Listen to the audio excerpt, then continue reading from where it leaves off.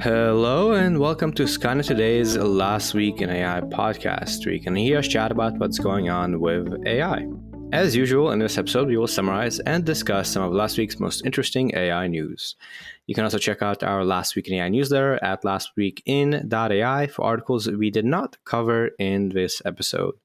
I am one of your hosts, Andrei Kronikov. I finished my PhD focused on AI research at Stanford earlier this year, and I now work at a generative AI startup.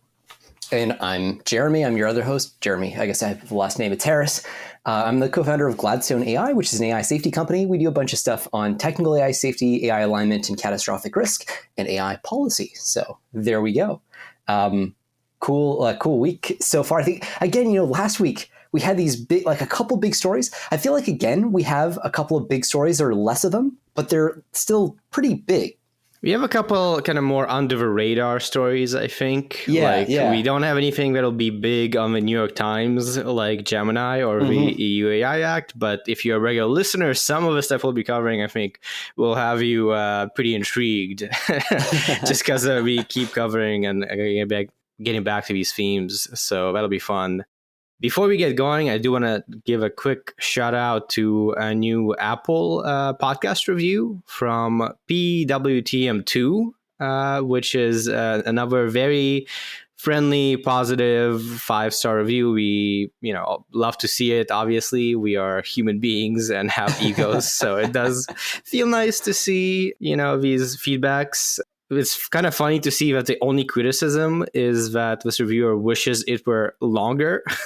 And as this person does mention a deep dive section, and to that, we do intend to do more deep dive episodes. We've done one on X-Risk, which was a lot of fun. That was like a 2-hour episode all about that. And there's a lot of stuff, hardware and policy and you name it, that we intend to get around to. Those do take some prep and some planning. But based on this feedback, we are going to try and make it happen. So thank you for a review. And as always, we do appreciate these kinds of reviews. Or you can just get in touch directly. Email us at contact@lastweekin.ai.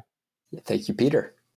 Alrighty, well, let's get going with the news. In our first section, tools and apps, the first story is Google DeepMind unveils its most advanced AI image generator, Imagen 2. So that's the story. Google has its own text-to-image model, Imagen, that was unveiled, I think, earlier this past year. And now we have the second version of that called Imagen 2 that is really good. That's you have to go and look at the link, and as always we'll have links to all the news stories in the description. But basically it's improved, in particular, prompt faithfulness. So this is something DALL-E 3 is also really good at. If you give it a very descriptive kind of set of text that has a lot of the details, the images are better at being kind of true to that description instead of just making stuff up. And as we were first imagined, it's really good at text. So it's really good for logos and things like that. And it's just really good. And it is now available to developers and cloud customer through their Imagen API. I think we need to do like a special reel of Jeremy and Andre try to explain images at the audience without using images. So it's always evolves to us being like, at some point, you just got to go check it out. And you do. It's really cool. There's a bunch of cool stuff that, I don't know, you can only see kind of visually. One of the things I would love to be able to describe is the effect of one of the little tweaks that they make. So they add this specialized aesthetics model that they train based on human preferences that's designed to give you like this tunable dial to literally just like increase the aesthetics, I guess, of the image. That's kind of what they call it. Like there's an aesthetic score, and they show you the effect of like tuning that dial upwards. They're showing you an image of a flower basically that's generated. And as you dial up the aesthetics, you're kind of seeing more and more of more and more beauty. I don't know how to call it. I mean, it is trained, based on human preferences. So all of those sort of weird, hard to quantify things like good lighting, framing, exposure, sharpness, stuff like that. All of that kind of increases with that dial. So I thought that was really cool.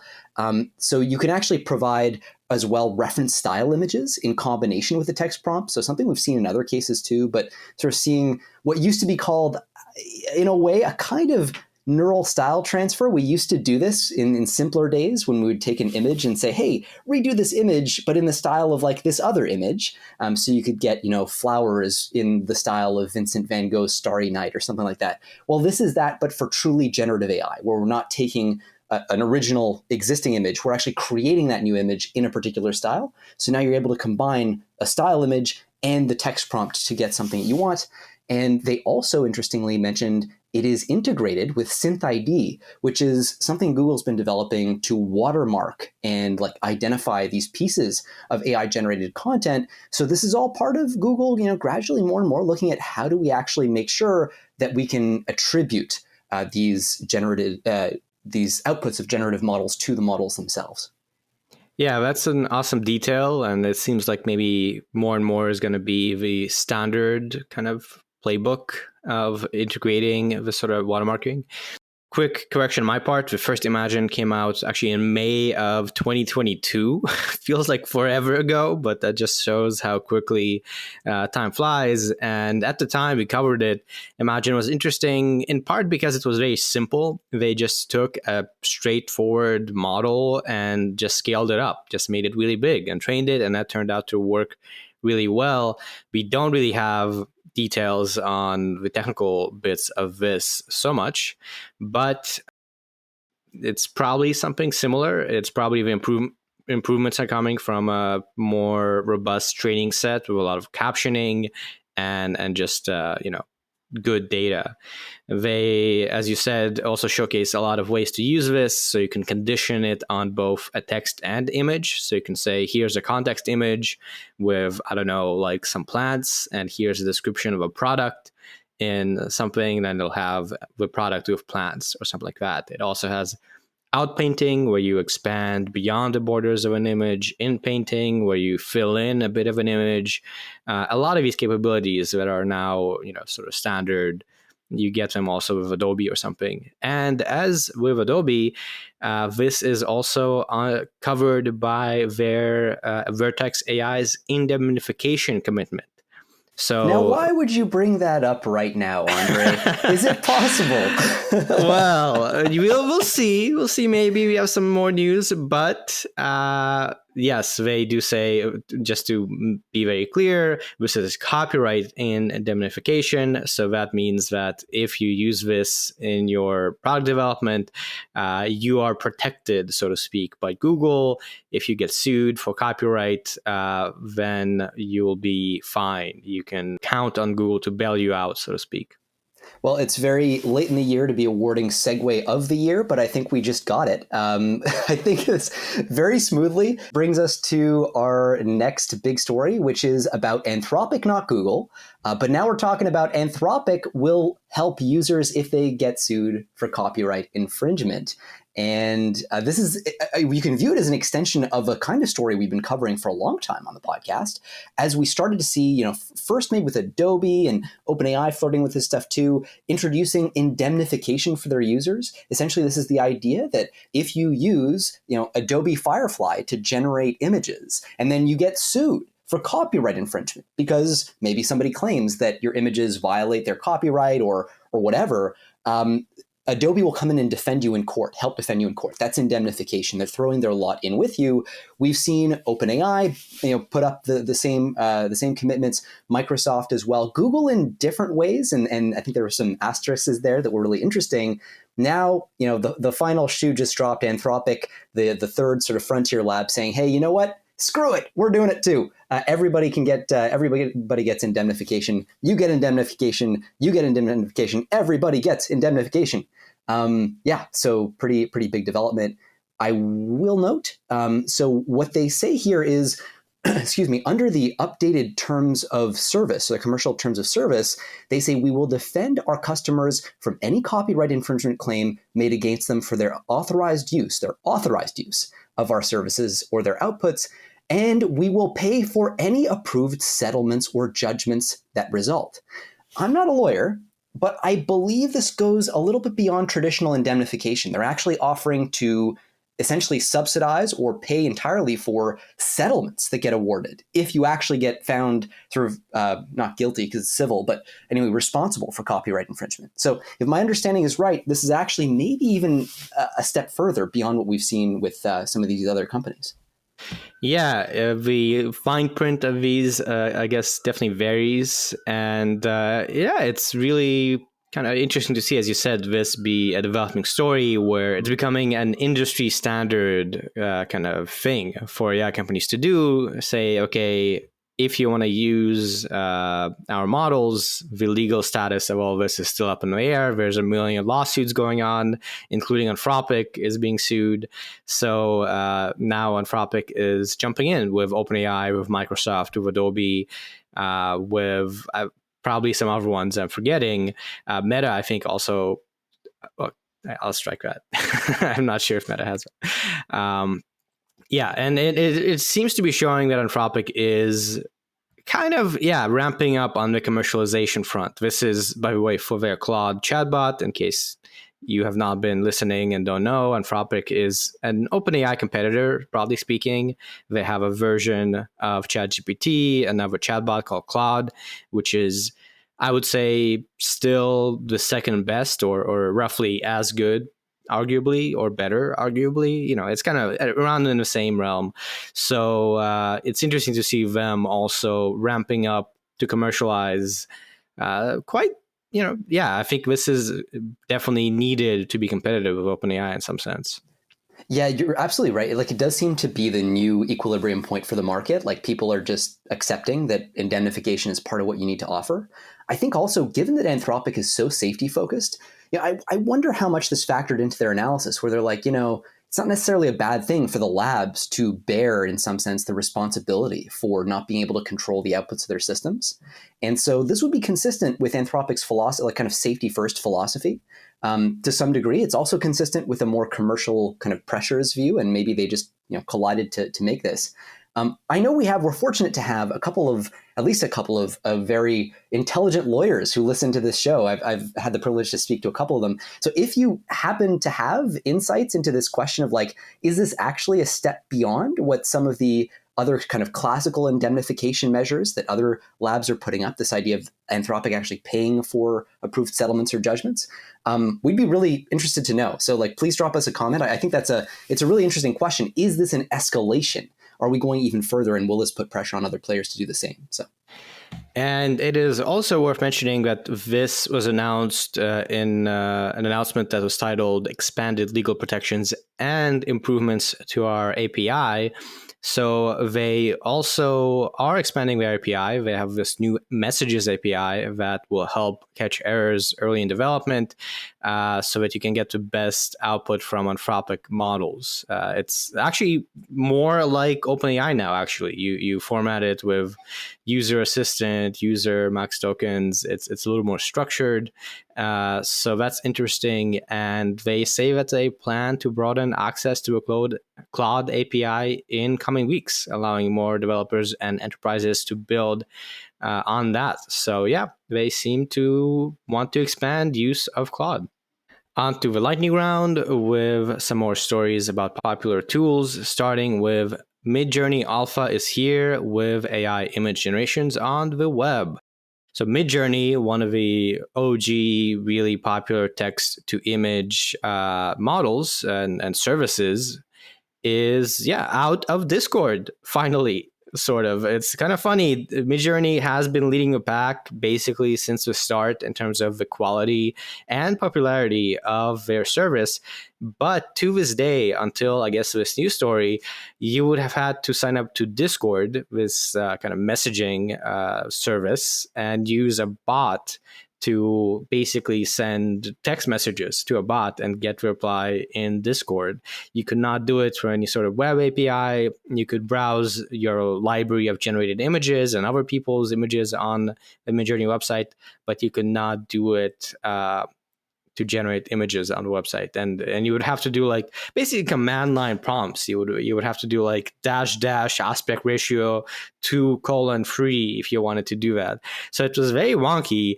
And it was actually very impressive how Midjourney was able to still be super successful. Like they were charging for paid subscription to use it, and millions of people, or I wouldn't say millions, but a ton of people, let's say, were making tons of images. So it is a little bit of a big deal that now there is an alpha release now of being able to do this via the website instead of having to sign up on Discord. Yeah, it seems weirdly overdue. Like I have a friend who really likes Midjourney, like over and above, stability and other, like some people have just loyalty to these things. And I just couldn't understand, like, why Discord? Like, why this awkward user experience? But it's good to see they're emerging from that, and just goes to show you, right? If your product is just good enough, people will do what it takes to access it. Very true. And now this is still in alpha, so apparently it's limited to users who have generated more than 10,000 images, but it will, of course, broaden in the coming months. And broadly, it appears it supports a lot of what you can do in Discord, but some of the capabilities, some of the more advanced capabilities, you can do like /blend and things like that, like a lot of kind of more advanced techniques that you will not be able to do this just yet. But I would say, yeah, for me, this is exciting because Midjourney is really good. I've used it actually extensively a while back. So I think I would prefer to use this over Discord. And speaking of generating images with AI, Instagram introduces Gen AI powered background editing tool. This will allow users of Instagram to change the background of images through prompts for stories. They can select from preset prompts like on a red carpet, being chased by dinosaurs, surrounded by parties, or create their own prompt. And then once a story is posted with AI-generated backgrounds, our users can interact and try the image generation tool as well. And next up, we have Microsoft drastically expands Azure AI Studio to include Llama 2 model as a service, GPT-4 Turbo with Vision. So this is a big next step. You think about that relationship. So there are two relationships really that are implied here, right? So you've got Meta, which made Llama 2. So the Meta and Microsoft relationship. So now Meta's model Llama 2 is being served up on Azure AI Studio. And then separately, of course, you have OpenAI, which has that deep partnership with Microsoft. Now GPT-4 with Vision is being offered up at scale as a service. So this is, you can kind of view it as a big expansion, especially for GPT-4 in the sort of range of organizations and entities that will access this service. So we can see GPT-4 with Vision now get deployed across a wider range of products and services. It does, provide like an additional, Llama in particular is important because it's a lower cost option compared to some of the other kind of GPT series models. You're thinking here about GPT 3.5 and GPT-4. It certainly is really popular in the open source, but this is now an option just to make it easier so that you don't have to host it yourself, serve it up yourself. You can just ping the Microsoft server that's already running Llama 2. So kind of a nice option if you're looking for something that's a little bit lower lift. And you want to use Llama 2. That's right. This is in public preview, and they do offer all the variants of Llama, so that you can use a smaller one like 13 billion and 70 billion, depending on your needs. It will be interesting to see if they also start supporting Mixtral and other open source models as well as those gain popularity. And speaking of chatbots, we have kind of a fun story next. ChatGPT is apparently becoming lazy as it has started asking users to solve their own problems. So this is kind of an anecdotal story that has started emerging, I guess, online. But basically, yeah, that's the headline. ChatGPT has started offering some pretty funny responses, at least in some cases. So people have posted ChatGPT just asking users to figure out their problems for themselves.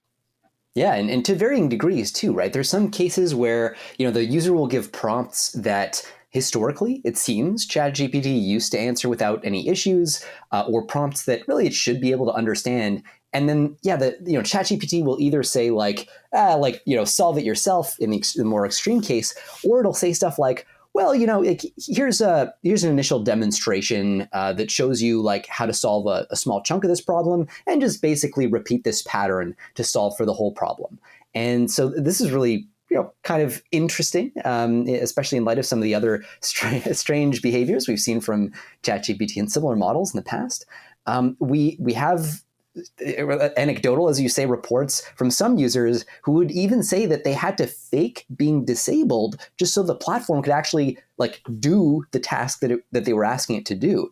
So sort of interesting, a bit of an exploration into the strange world of prompt engineering and the unreasonable effectiveness of certain kinds of prompting strategies. We've seen how appealing to emotion can sometimes make these systems more responsive. In this case, apparently appealing to disabilities or appealing to other things like that, just to get past some of these roadblocks. But OpenAI has come out and said, look, we've heard this feedback. We're looking into it.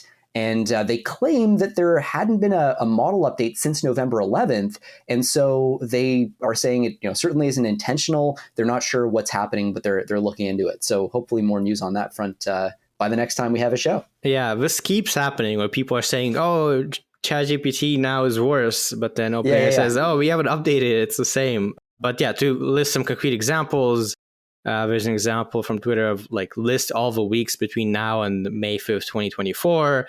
And ChatGPT says, let's assume current date is X. There are roughly 24 weeks. If you need a more accurate count, you can use a date calculator. There's other examples of like fill out the CSV with all this data, and it says, oh, the data extraction would be quite lengthy. However, I can provide a file with a single entry as a template, and you can fill in the rest of the data as needed, stuff like that. So yeah, not clear if this is just maybe we are starting to notice cases of this happening, and it just became a thing to note or not, but interesting to observe that maybe something is going on. We don't know. We have seen in the past, right, when this stuff like this comes up, sometimes you actually do see it statistically. Like people run studies and they'll be like, nope, like there's actually like a delta here. So I'm kind of curious. That's what I'm waiting for, is seeing if somebody can do a controlled experiment. Mm-hmm. On to another Microsoft story. You can create your own AI songs with this new Copilot extension. So there is actually a Cambridge-based AI music startup, Suno, that has created a plugin for Copilot where you can now provide a 1 or 2 line text prompt describing their desired song, and then Suno will then generate the song, usually around 1 to 2 minutes long, with the transcript of the lyrics. So this joins some other tools out there. We haven't covered them very much, but there are ones like Soundful, Magenta, SoundRaw, etc. And it's just goes to show that song generation is having expanded support, and you can do it more and more easily. Yeah, and the need for tool discovery, with all these things popping up more and more, like I think one of the biggest skills that's going to be in demand is just the ability to like be good at sifting through tools quickly and identifying things that you're going to use. Because at this point, it's everywhere. Good to see it's being integrated under one roof here by Microsoft with this broader suite of offerings. But just staying on top of like how many different music generators and image generators are we tracking? I mean, it's pretty wild. By the way, you do have to be a paid user of Suno to get commercial rights to the song. Otherwise, you don't. You can't monetize it. And interestingly, Suno does own the rights to any songs generated by free users. So yeah, just FYI, that's probably going to also be standard in these AI tools. Yeah. And last up, actually one more story about image generation. Stability AI announces paid membership for commercial use of its models. So that's the story. Stability AI offers Stable Diffusion as their kind of big major product for image generation. And now they have 3 tiers of membership, a free tier for personal and research users, use at $20 per month subscription for creators, developers, and startup, or an enterprise plan. And as with the last story, only the paid tier allows commercial use of the outputs of the model. Yeah, it's interesting that we haven't seen OpenAI move in that direction quite so much. I'm curious what the kind of industry consensus is going to be at the end of the day. But this is definitely a reflection of some of the pressure that Stability is under right now. Like we've talked about them before, and how their embattled CEO, Ahmad Mostak, is sort of like trying to find a way to right the ship now, with a bunch of controversy, in particular around how much money they have in the bank. We covered a story, I think it may have been last week, where Stability is actually looking potentially to get acquired. So there's, a desperate need at this point for revenue, and you can see them making that trade-off in real time. We have this mission around openness, around giving people access to these models, making open source models, but then we also need to make revenue. And what's the variable that we can use to justify charging people enough money to stay afloat? This seems like an interesting play, but gonna have to see how it shakes out. I mean, ultimately, they are in a pretty tight funding spot at this stage, it seems. And speaking of the legality of using model outputs for commercial applications, our next story now in the applications and business section is ByteDance is secretly using OpenAI's tech to build a competitor. So ByteDance... Oh, another flawless segue, I know, Andre. My God. I really nailed that one. I gotta give myself some credit there. But yes, ByteDance, the developer of TikTok, has apparently been using OpenAI in the development of competing technology, according to a report from The Verge. This journalist spoke to employees and saw some documents that basically showcased how, for months now, as this tech has been developed internally at ByteDance, the API was used to generate training data and beyond, actually. So initially it's seeded with training data. Now ByteDance did say that they removed that, but this GPT is still being used to evaluate the model in its development. And this is, of course, in violation of the terms of service of OpenAI. And in fact, as a response to this report, OpenAI has suspended ByteDance's account after it came out that they have been using the data to train some of their own technology. So this is probably happening in a lot of cases, by the way. 100%. Yeah, totally. So it's interesting to see this be kind of maybe the first major news story of this sort of thing happening. Well, I was thinking that too, but then haven't we seen basically the same story with X recently, where there is this debate about is X being trained on OpenAI generated or GPT-4 generated outputs or whatever? Well, that was similar. More speculative. Right. It was similar. Yeah. We saw it release kind of their model output some stuff, but here there were actual documents that sort of made it crystal clear. Yeah. And this is really weird for companies of this scale. Like, we've seen obviously a bunch of open source sort of academic, civil society, nonprofit-y type groups that put out models like Vicuña and Alpaca and so on, where, they train them on GPT-4 generated outputs, not meant for commercial use, et cetera, et cetera. For a large scale company to expose itself to risk, like legal risk like this, is, I think, pretty remarkable. This is all, by the way, in the context of something called Project Seed, which is a foundational LLM that ByteDance is developing, supposedly on the path to AGI, by the way. That's the explicit narrative within ByteDance, that they are working their way there. Claims in this article are that, like, well, that's what they say, but it really looks like they're just trying to make money. And ultimately, this is always what it's going to look like in the era of AI scaling, where getting to AGI just requires money. But, just worth noting, ByteDance is, at least supposedly, another AGI lab, as if we needed another one. But yeah, so there's a bunch of really fascinating kind of inside baseball stuff here. One flag, employees apparently are fully aware of not just the fact that this activity is ongoing, but the implications of it. There's this internal kind of communications platform on ByteDance called Lark that employees use. And they were using terms like whitewashing for the evidence of what they're doing, like whitewashing the evidence away, and quotes data desensitization to kind of get rid of the clues that they're doing this. And apparently, they've regularly hit their maximum allowance for API access to the to the GPT API. So, like, they're using this a lot. questions abound about when exactly this practice was put to an end. Supposedly, the company required that they stop doing this. At any stage of model development. A few months ago, that's the order that came down to the team from kind of Binance corporate, and it's really not clear if that's actually happening. There's an insider at ByteDance who said, and I quote, "They say they want to make sure everything is legal, but they really just don't want to get caught." So the intimation, at least the allegation, is they're very much perhaps continuing this practice. And Microsoft and OpenAI can shut down the ByteDance account on their platform, of course, but they can always spin up new ones. This isn't impossible at all. So the question is going to be, how realistically can you ensure that someone who's looking to violate the OpenAI terms is actually not going to do it? It's really not clear if there's an answer there for OpenAI. That's right. And this is another kind of interesting wrinkle here is that they partially this announcement or decision to stop using the OpenAI data in model development came out because ByteDance got regulatory approval to release what they've been developing. So there's now actually a chatbot platform called Doubao that they have released. And so seemingly in the development of that product, which is now public and now mainly for users in China, they can go and play with it.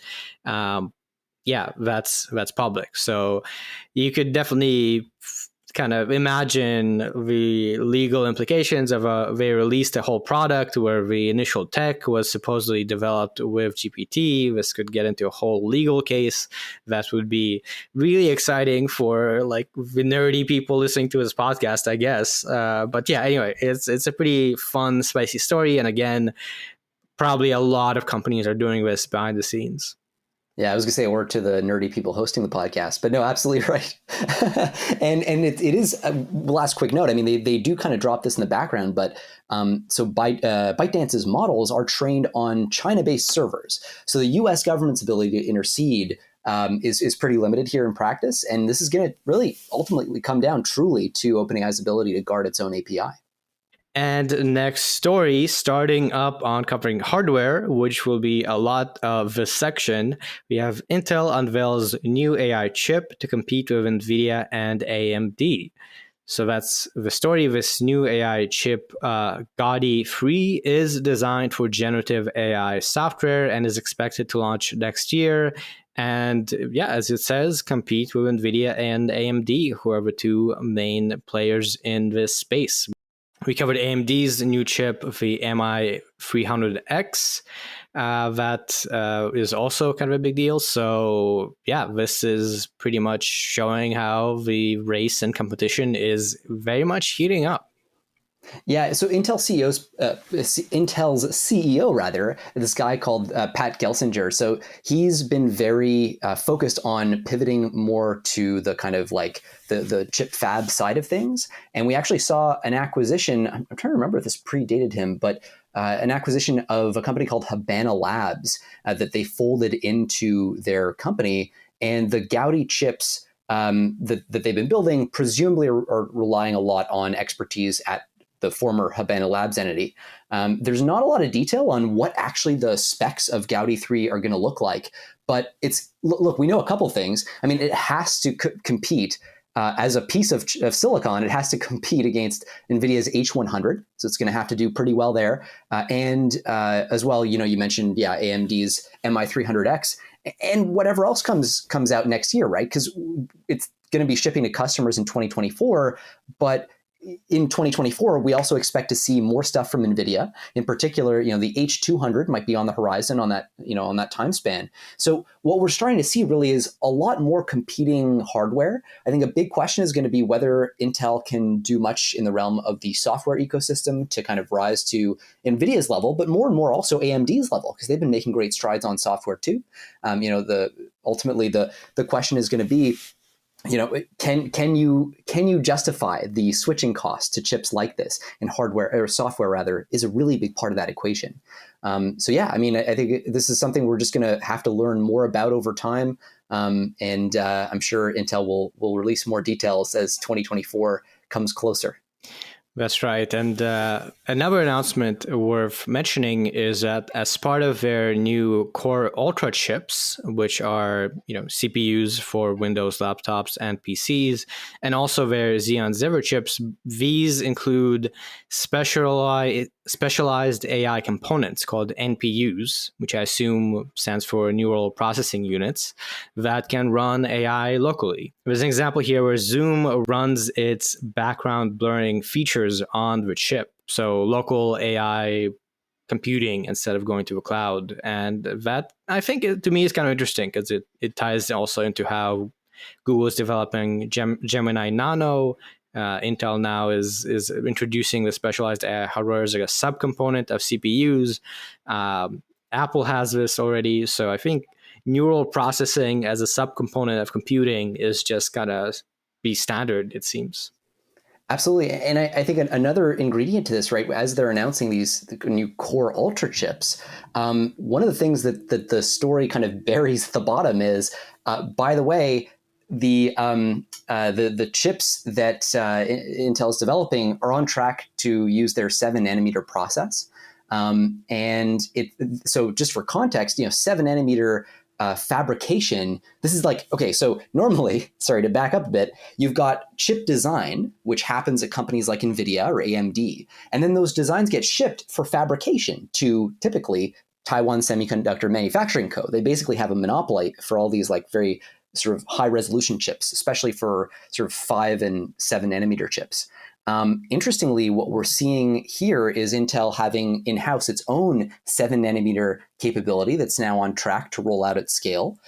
So that's kind of interesting. It's all part of Intel's strategy to catch up to TSMC by 2026, which is a very, very aggressive timeline, very bold. The fact that they're able to roll this out suggests, hey, maybe they're on track for that.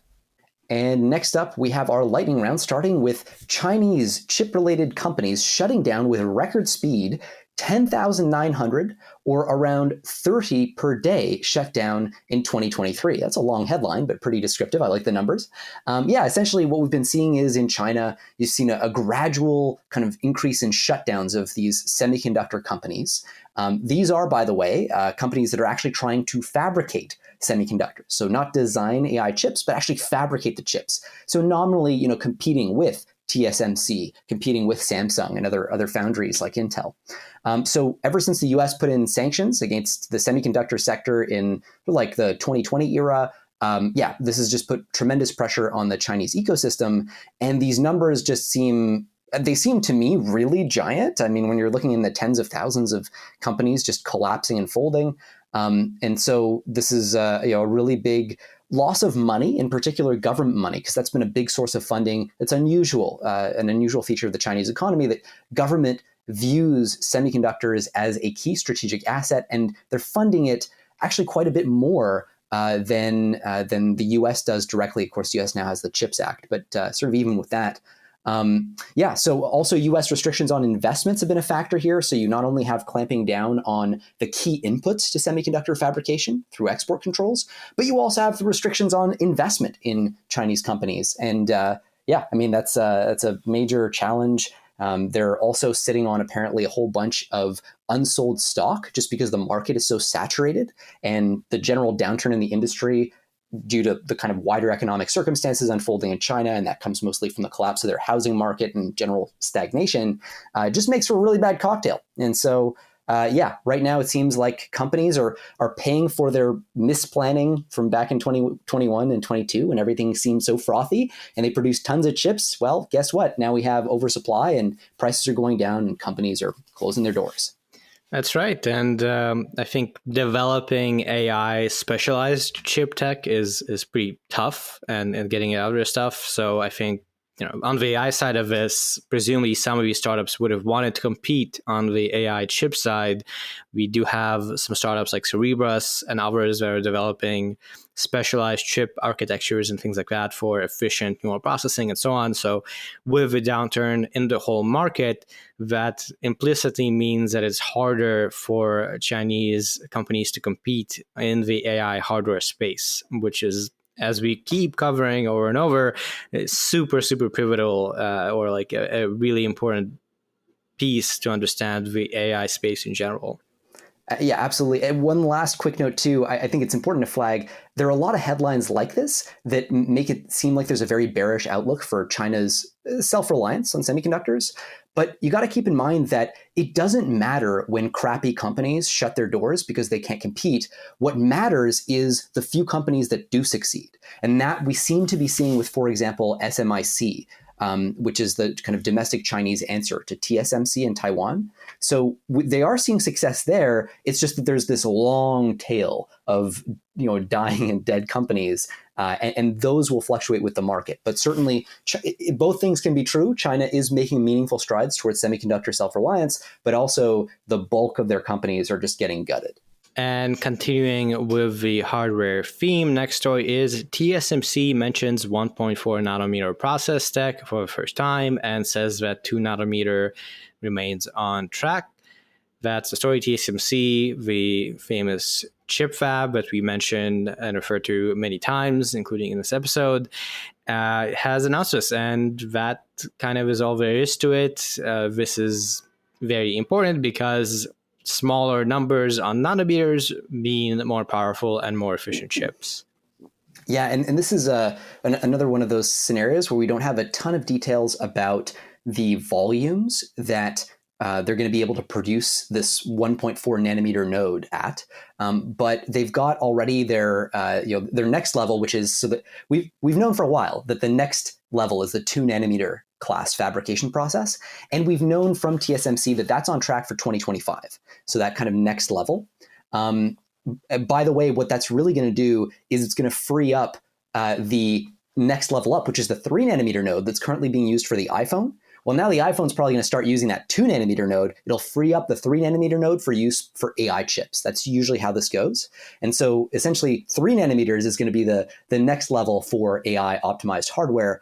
But this 1.4 nanometer node, we don't seem to have a clear date for it, especially for scaled production.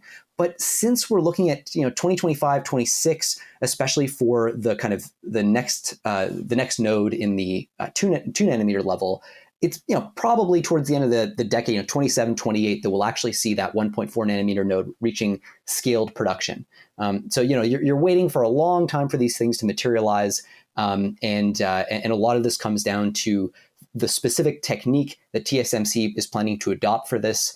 It's called a high numerical aperture extreme ultraviolet lithography technique.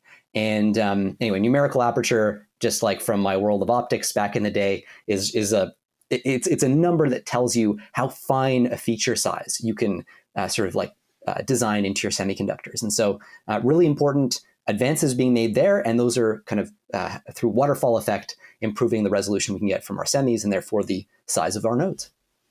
So again, a pretty exciting story if you're like in the nerdy weeds of AI and hardware. But yeah, the 1.4 nanometer, 2 nanometers, these are big deal developments in the tech. And of course, 1.4 nanometers is when we get AGI, because once you get there... Yes, everybody knows that sub 2 nanometers. That's the limit now. No. And continuing with hardware, we have the next story from TechRadar with a fun title. Meta has done something that will get NVIDIA and AMD very worried. It gave up on GPU and CPU to take a risky route for AI training inference. What a nice pun. So this is about RISC-V technology, which is an open source alternative to the x86 architecture used by Intel and AMD. And apparently Meta has announced plans to begin mass development of hardware based on this RISC-V technology, thus the risky route. And as it is open source alternative, this is worrying for NVIDIA and AMD because potentially Meta could just make its own hardware and stop shelling out big bucks to these other companies. Yeah, and specifically, so we're not necessarily talking about the design of the hardware or the manufacturing of it. So when we talk about RISC is an alternative to something called an instruction set architecture.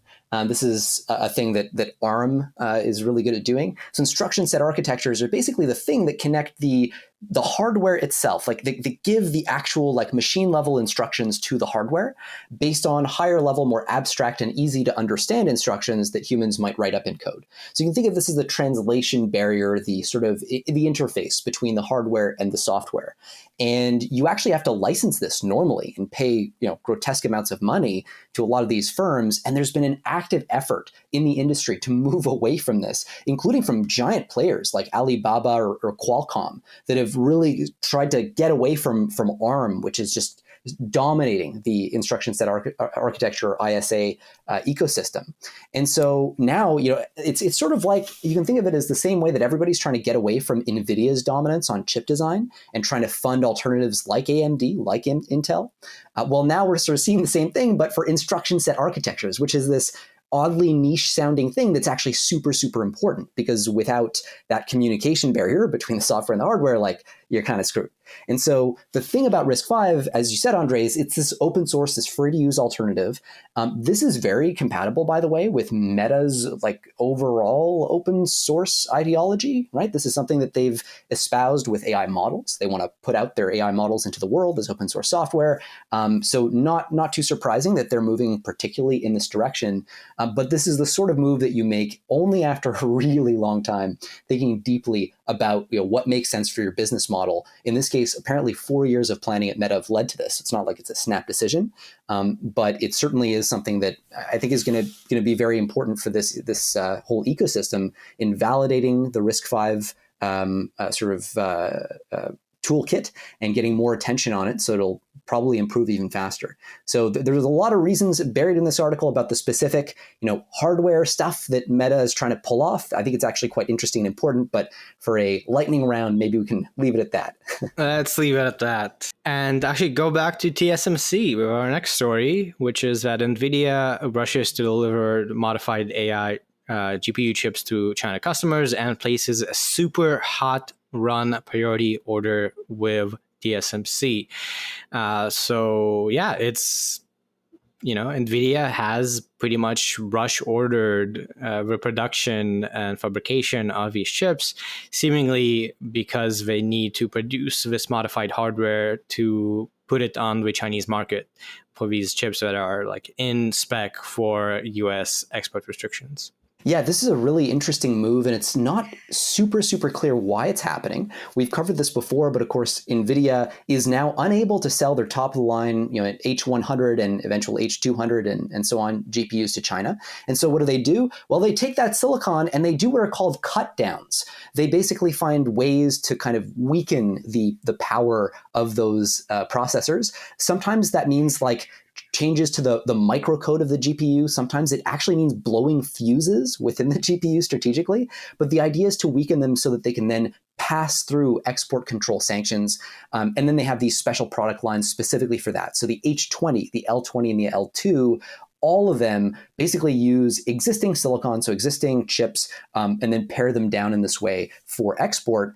And the big question here is like, why is NVIDIA all of a sudden putting in a super hot run, which I'll be honest, I never knew this was a thing. It sounds really sexy. And by the way, just so we are clear, this is coming from an unofficial source. So this is, not factually confirmed based on it's been covered by some sources.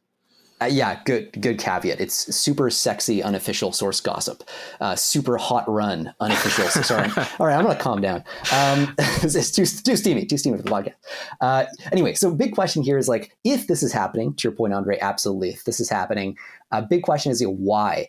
And there's possibility that part of this is just that they might have altered their process of doing these cut downs to speed up their production or lower costs. And so they're like, okay, great. Now we can justify, like going into production at higher scales with this sort of thing. But also possible that just like NVIDIA has billions of dollars of pre-purchased capacity, fabrication capacity that they actually put on lock at TSMC. This is one of the things they're actually famous for, one of the things that accounts for their success.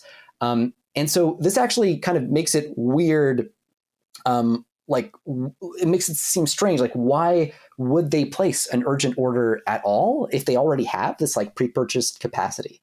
So yeah, there's a lot of confusion about why this is happening. It just seems like a strange sort of convulsive fit of ordering a lot of semiconductors. And one last story for this section. Sam Altman's OpenAI agrees to pay German media giant Axel Springer for using its content to train AI models. So Axel Springer is this giant media conglomerate which owns a lot of primarily kind of journalistic media like Politico and Business Insider. And this is one of the first deals that we know of where an AI company like OpenAI is paying a media company like Axel Springer to be able to access their content to train the AI models. We don't know the details of the deal. We just know what has happened. The Associated Press also has a similar deal with OpenAI. So yeah, I guess this is another part of a new normal we can expect with training data for these giant models. Yeah, Axel Springer is kind of positioning itself to be the Grimes of journalism. Let me try to explain that analogy for a second. So Grimes was famously like, hey, everybody wants to, like, all these artists want to prevent you from using their shit to train your models. I welcome it. Just make sure I get a cut. That was kind of her position. And so Axel Springer seems to be positioning itself in a sort of similar way. And it's saying, look, there are a ton of lawsuits against OpenAI and also other companies now. So we're going to take a different approach. And their CEO kind of signaled this idea that it's about, making journalism survive, essentially. Like we're not going to just fizzle away and become outdated. We need to do away with the old ways and actually embrace this sort of like AI thing. And hopefully his view was by getting additional revenue from OpenAI, by licensing, having OpenAI license their content in this way, maybe it'll make room for them to do more actual investigative journalism, more stuff that the AI can't do. That's at least the theory of the case here. So that, it'll be interesting to see if that thesis survives the next 5 years, or if AI just becomes a better investigative journalist than us as well. But yeah, really interesting story, and an interesting, we've talked about regulatory moats and whether licensing regimes for companies like OpenAI or attempts to do regulatory capture. Well, you look at this and it's like, if we live in a world where these big scalers, like companies like OpenAI, are required to purchase licenses for this sort of content, then it makes it much more difficult, doesn't it, for smaller companies to build their own models and compete, because they would have to buy licenses for Axel Springer's content, for example, as well. And so this is it's an interesting question. Like, are we seeing the beginning of a different kind of regulatory moat? I think it's definitely going to be one of those things we want to track, and the policymakers ought to be looking at too. And onto the projects and open source section, where we have just a couple stories. The first one is introducing DESI LM 7B, the fastest and most accurate 7 billion parameter LLM to date. This is coming from the company DESI. And that's the story. They have released this new 7 billion parameter model. 7 billion is one of the smaller sizes that is popular for large language models and chatbots. This is being open sourced under the Apache 2.0 license. So pretty much, as open source, or almost as open source as you can get. You can use it commercially and so on. And they do make a lot of claims here with regards to the performance of it being the fastest and best model of this kind. It can take up to 2,000 tokens, or at least is evaluated on these things, and shows that it has 1.7 times higher throughput, and actually surpasses Llama 2. And is also better than Llama 2 7B by quite a bit on this sort of stuff. Lots of numbers in this blog post. It says speeds of 4.4 times faster than Mistral 7B with their VLLM component. So just, another 7 billion model that is better than what we've had before, which has been kind of a trend of smaller models getting better and better. We just covered that same kind of thing last week, and also faster and cheaper. Well, and to your point, right? Last week we talked about the latest instance in Mistral's kind of product line, which is the Mixtral model, a sort of mixture of experts based thing. That is, I don't think they actually have a 7 billion parameter, but I think it was like 40 odd billion parameters. So I was going to say, well, yeah, but how does it compare to that? Phi 2 though. Phi 2, Microsoft, yeah, which was last week. Just to recap a little bit, Microsoft made an announcement of here's a more performant small model. Well, now here's DESI kind of saying the same thing. Yeah, and it's not, I don't see a Phi 2 comparison here. So that just goes to show you how fast these things are coming out. You make your model, you make a splash for maybe 3 days, and then somebody else comes out and says, hey, we have an open source model that does even better along these dimensions. Sort of raises the question. I mean, I've asked this before. I'm honestly confused. I still haven't figured out the economics behind open sourcing new, more powerful, for example, 7 billion parameter LLMs in a context where it seems like there's so much interest in making these models that your shelf life for your model, the lifetime over which is actually relevant on the market is going to be just ridiculously short. I'm sort of curious to see if we start to see an attrition in the rate at which we're pumping out these new kind of small models in the open source, just because there's less alpha there. There's just so much competition. It's really unclear, what to pick and all that. So one kind of interesting thing, they flag in their architecture here. They're actually using, as part of the training process, neural architecture search, which is kind of cool. So this idea of using a neural network to search for kind of architecture structures for the neural network you're actually training. So essentially, rather than having a human being just design the architecture all on their own, using some kind of automated process to search for architectures, not just parameter values, so not just the weights in the network that are being tuned, but also the structure of the network as a whole, the architecture behind it. So kind of cool. And apparently they claim really big leap in particular in inference speed. So that's one of the axes that we see people competing on a lot here, like cheaper inference, right? Cheaper outputs. It'll cost a lot less to get your text predictions. But interesting development. And again, I'm really curious about the economic story here as it plays out over the next few months.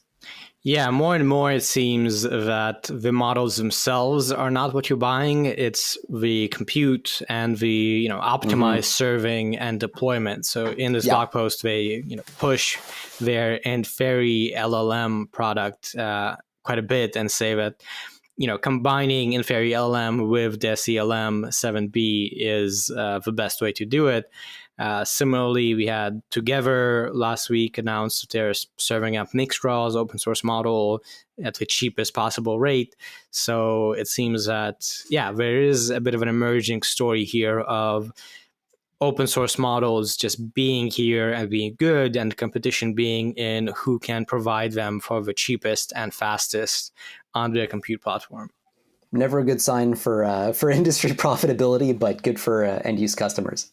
And the second and last story in this section comes from Stable AI, introducing Stable 0123, quality 3D object generation from single images.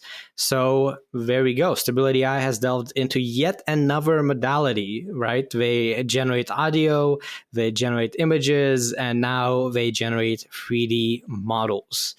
This, is building on the 0123 kind of architecture, broadly speaking. I think we might have covered that paper or related papers, and they have some results showing, their model is really good. So they trained this architecture to produce really, really nice 3D models, at least in the examples they've given. And it's available for non-commercial research purposes. You can download it on Hugging Face, as with a lot of these open source models. Yeah, it's kind of interesting. They list a couple of the key innovations that have led to this breakthrough. And by the way, I mean, it does look pretty cool. They have, when you land on their website here, a little animation of I don't know what to call that, like a pirate with a skull body, and it's dancing. And anyway, it's 3-dimensional. It's cool. The point is that this thing's been trained with a couple of innovations, one of which is apparently a more heavily filtered data set that is designed just to preserve only high quality 3D objects.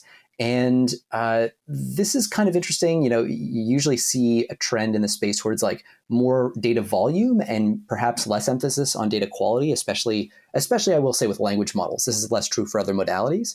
So kind of interesting, slight counterexample here where maybe more emphasis on quality, particularly given that we're talking about just like, I guess, pre-training is what they're intimating here. They just say training, but I think pre-training. And then they're also saying that they provide the model with an estimated camera angle as a key input during the training and inference process. And so that apparently just allows it to make, I guess, as you might imagine, more informed and higher quality predictions. But it's kind of cool, finding those little hacks. What information do you actually have to specify explicitly? Usually models like this would tend to learn in some implicit way the camera angle, but what you're really doing is you're kind of saving it all the compute that would go into learning that, and just letting it focus on other stuff, which in this case is the actual 3D rendering that you're after. So kind of an interesting little development here. That's right. And once again, maybe we should just go to video. This is really annoying where we have so many modalities of video and text. But broadly speaking, right, these 3D models now are still at a place where you can tell they're AI generated, broadly speaking. They still have some weirdness to them and some kind of quirks, but they are getting pretty dang good. So this is kind of one of the stories of this year is improving 3D generation. And probably next year we can get to a point where this stuff will start impacting industry. And moving on to research and advancements, and we open with a big new splashy announcement from Google DeepMind, FunSearch, making new discoveries in mathematical sciences using large language models. So big question right at the heart of AI, really, of language modeling in particular, though, is how much can language models actually innovate? How much can they come up with new ideas? And how much jiggery-pokery do you have to do to get them to do it? Is it possible? And so this is all about a new algorithm, a new breakthrough called FunSearch that actually kind of does just that. So its whole way of operating is to generate new pieces of computer code based on a prompt, based on some specification. And then it has an evaluator that automatically looks at those proposed solutions and tests them on the problem at hand. And the ones that work well get added to a database of programs.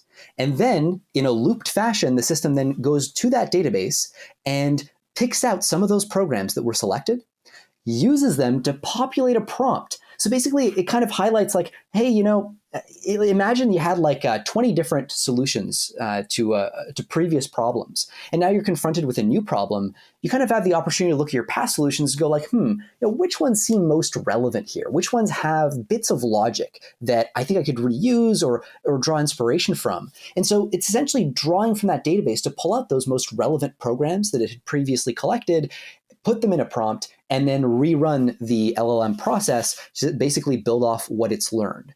And I think one of the really interesting aspects of this, anytime you want to look at a looped structure like this, where the LLM is basically like chewing its own tail or eating its own tail, there's a fundamental question about, in order for this process to get better, to lead to improvements over time, there has to be an injection of fresh information into this process at some point, right? You can't just have an LLM talk to itself indefinitely and then, invent, Einsteinian gravity or something.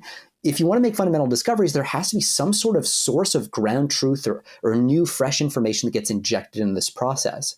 And really, in this case, it seems to be the evaluation stage. So it's the point where the LLM generates its potential solutions. They get evaluated, and you have some ground truth that comes in and says, yeah, you know what? That solution worked. Let's add it to the set of programs.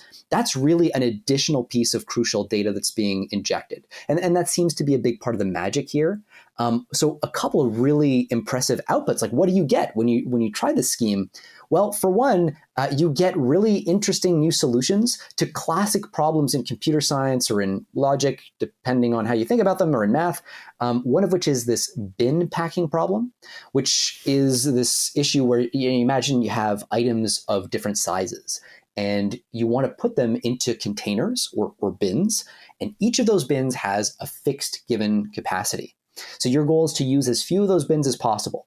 right? So you can think about the applications of this that, might include things like if you're loading containers with items, right? That's very much that sort of thing, or even allocating compute jobs to data centers, right? To minimize costs. Like if you have data centers with a fixed capacity, you're really doing the bin packing problem. You're trying to solve that there. So this is actually a very valuable problem as well. It's one of the beautiful side effects of this whole process too is the programs you get, because this is being generated by an LLM, the solutions you get are very legible. So you can actually go in and kind of understand the logic behind the solutions that have been constructed, rather than just what the solutions are. And so, yeah, anyway, just a lot of really, really cool stuff coming out of this paper, and a major innovation. And I do think it's a big arrow in the quiver of people arguing for AGI perhaps coming soon, because for a lot of people, I've had many conversations where for them, the goalpost that matters is like, when will AI be able to make novel contributions to fields like math? Well, it's done now. So are you going to shift that goalpost? We kind of have to have that conversation. Everyone's got different key things they're looking for, but certainly there's a lot of, I think a lot of signal coming from this that maybe we figured out more than we think on the LLM front.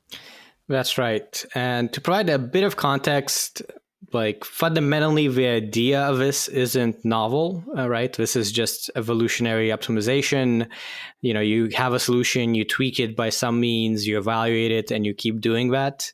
And the novelty is in using a large language model for that. That also isn't novel. Actually, they cite a paper from June of 2022, Evolution Through Large Models, that actually came from OpenAI, where they developed Python programs, also with something similar, not quite the same, but evolution through large models in general. So broadly speaking, the idea, the approach isn't anything too exciting. It's more that they were able to get it to work and did show an improvement on this one math problem, where basically they improved beyond an existing bound.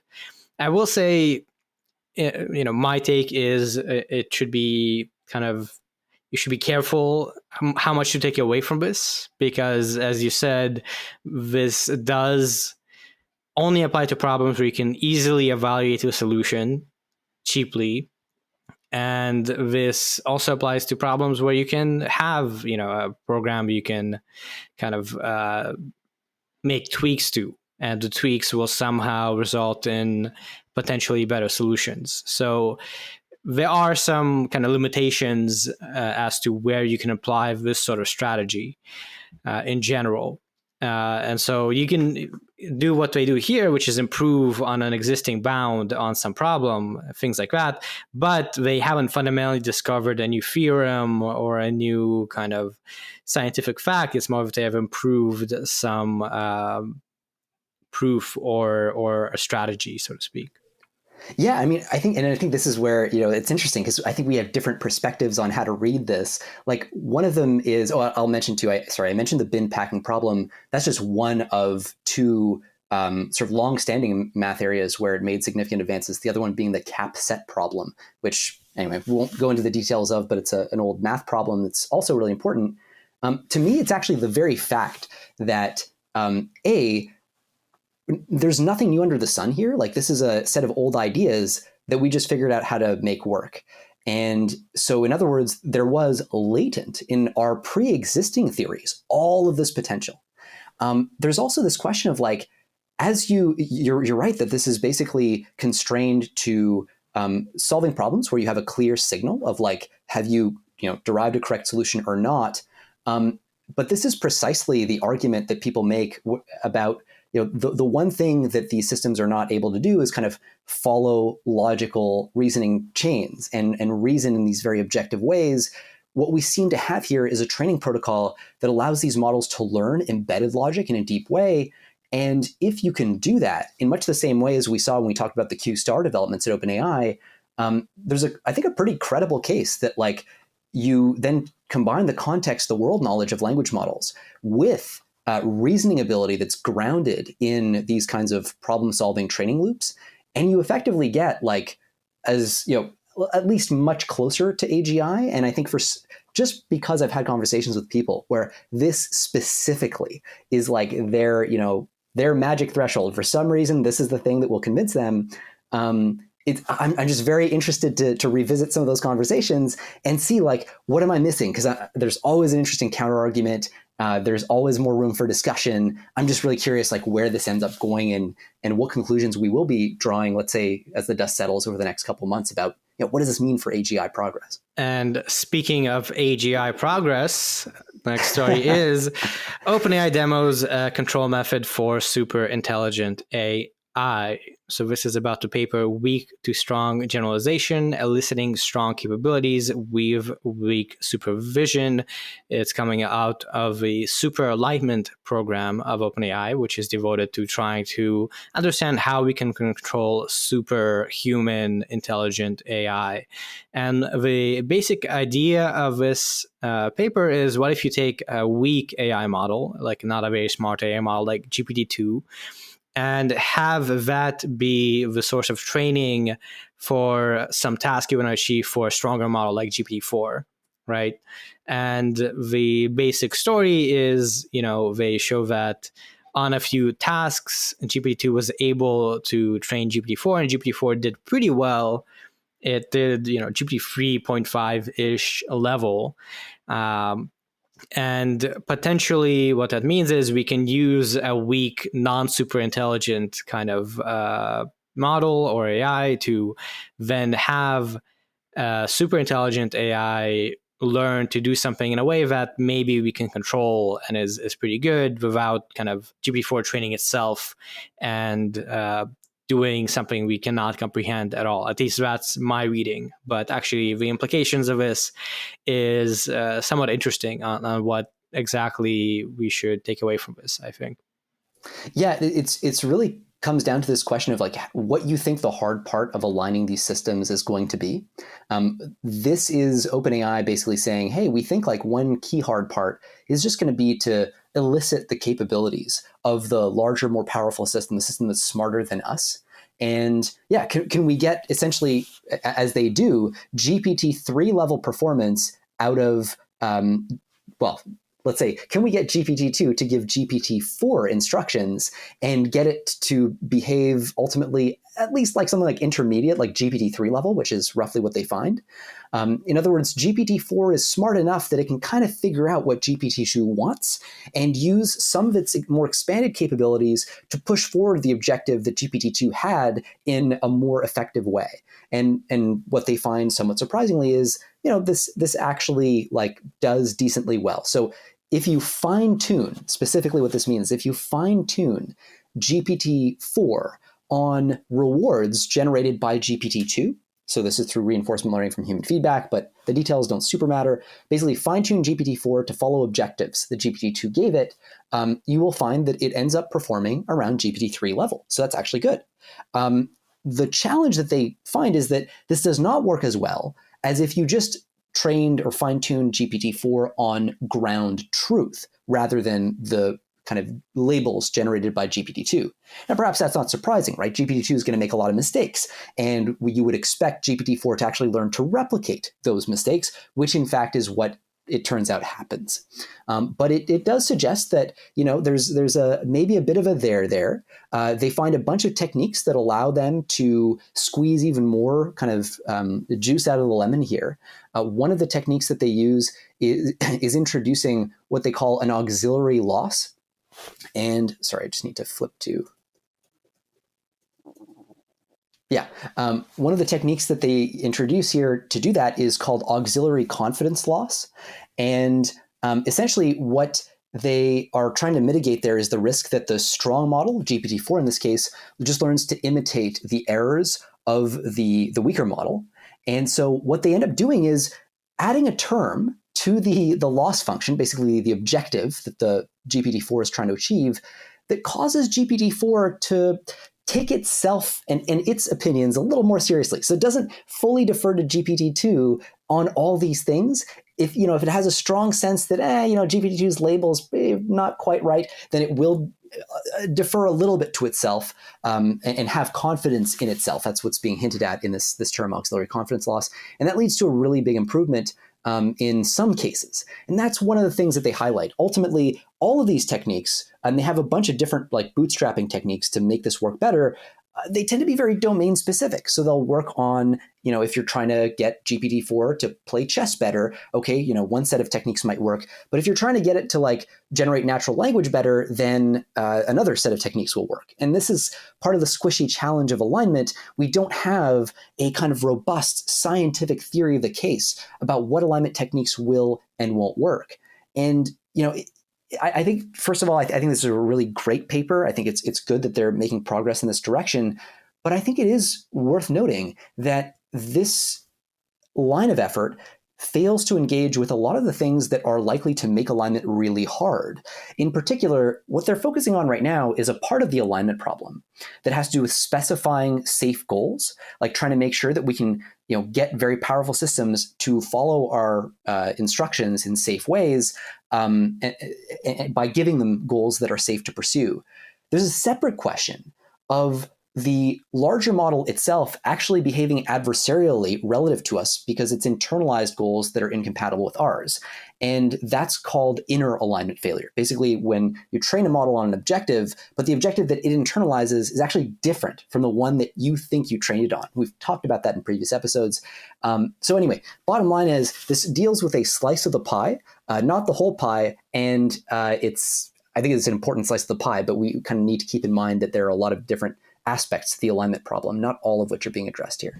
That's right. Yeah, personally, I'm a little underwhelmed, let's say, in terms of how this relates to alignment, but still some interesting results. And it is a nice academic paper, so it's nice to see OpenAI still, as per their alignment team, doing academic research similar to Anthropic.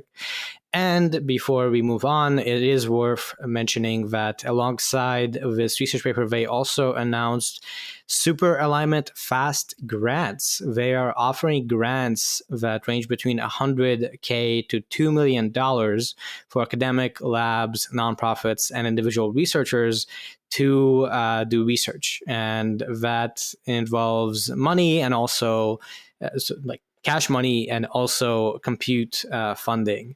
And you can apply now. They list a few particular research directions like this weak to strong generalization, but also interpretability, scalable oversights, and many other things. So $10 million total in this grant program. So, they are, I guess, definitely pushing forward on still being committed to alignment and safety as part of their mission.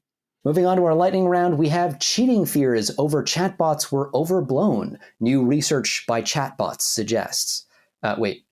New research suggests, sorry. Essentially, this is a new piece of research that is looking into how often college students use AI chatbots for cheating. It's from Stanford, so hey, Andre, some of your buddies at Stanford. And they looked at high school students in particular, and it turned out that 12 to 28% of those admitted to using an AI tool or a digital device as an unauthorized aid during a school test, assignment, or homework, which is kind of interesting, at least for a test, because I feel like you'd need to whip out your phone or have something like that. But apparently, of those students, so of the students who actually cheated, between 55 and 77% used AI to generate an idea for a paper or a project, and then 19 to 49% used it to edit or complete a portion of a paper. A smaller number, still around 10-ish%, used it to write the entire paper or assignment. Kind of interesting to be drawing conclusions from this, especially given that we're just asking high school students to be honest about cheating. But maybe some there to some of these numbers. That's right. Yeah, this obviously we can't necessarily generalize this too much, but at the same time, I think this does point to not everyone is just making their homework with chatbots now. Next paper is Switchhead, Accelerating Transformers with Mixture of Experts' Attention. So they present a novel method that reduces both the compute and memory requirements of running language models with mixture of experts layers in a kind of special way that requires less compute than standard transformers, and it can be combined with other mixture of experts techniques in what they call the fully mixture of experts switch head transformer model that then is really good in terms of being able to use way less computation and still be very performant. Yeah, I mean, it seems to call out. So one of the key things they're looking at is as well the comparison with classical attention mechanisms, which are quadratic in sequence length, which I mean, it's so the costs, by the way, of running those require compute that like scales as the square of the sequence length. So as you increase the length of the prompt that you want the model to be able to take in, like very quickly, the costs go up very fast. This is, I think, true and also kind of less true now because we have techniques like flash attention and others that are now sort of changing that calculus a bit. But it definitely is another instance of people trying to focus on the cost dimension. We've talked about that a lot today. This is the theoretical end of that. And yeah, I mean, I think we're going to see more research along this dimension. Ultimately, we have to see, how easy are these things to implement? That becomes a really important factor in determining whether we actually see this used for the next generation, say, of open source models. So remains to be seen. Next paper is Cog Agent, a visual language model for GUI agents. And that's what they present, Cog Agent. This is an 18 billion parameter visual language model, VLM, which is actually a pretty well-used acronym that I guess we haven't mentioned. But anyway, they introduced this Cog Agent that can use GUI applications, and it can interact with Google. It can use your phone, and so on. And they train it in kind of a special architecture that takes an image and takes an input instruction of a task, and then the visual language decoder can use the GUI essentially to achieve various things. And I think this is one of these things that likely we're going to see more of next year as far as chatbots that people interact with, where they can use programs, not just output text. And finally, we have limits to the efficiency of CMOS microprocessors. Okay, this is really in the weeds, and the actual take-homes for our purposes are going to be really short and sweet. But the only thing you really need to know is that as of today, like virtually all chips, all AI hardware chips are fabricated using this technology called CMOS technology. It has a bunch of really nice characteristics that like lends itself to low power consumption, low static power consumption when it's not actually like being used for gating things, and then low, sort of high immunity to noise too. Okay, bottom line is that sorry, now my brain just completely drew a blank. One sec. Oh yeah, right. Okay. So there is a fundamental question about how far this current generation, this current paradigm, I should say, for AI hardware is going to allow us to keep improving our AI hardware, right? So like how far will CMOS technology allow us to go? And what are the fundamental limits to it? And there are a couple of factors that create upper bounds to the energy efficiency of these processors that just like make them unworkable above a certain scale. These have to do with usually like energy dissipation, especially like through interconnect. So through the connections between chips, which are so critical for making very scaled training runs that have many chips.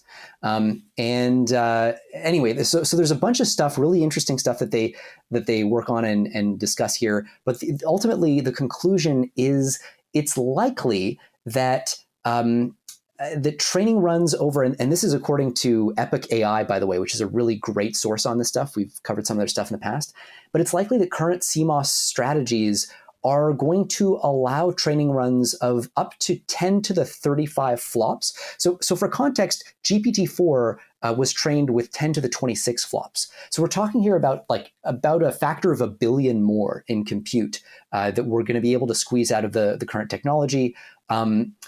There's different ways to look at this, but they have a model that goes into more detail. They think probably 50% odds that they'll see about a 200 times improvement over the energy efficiency of the NVIDIA H100.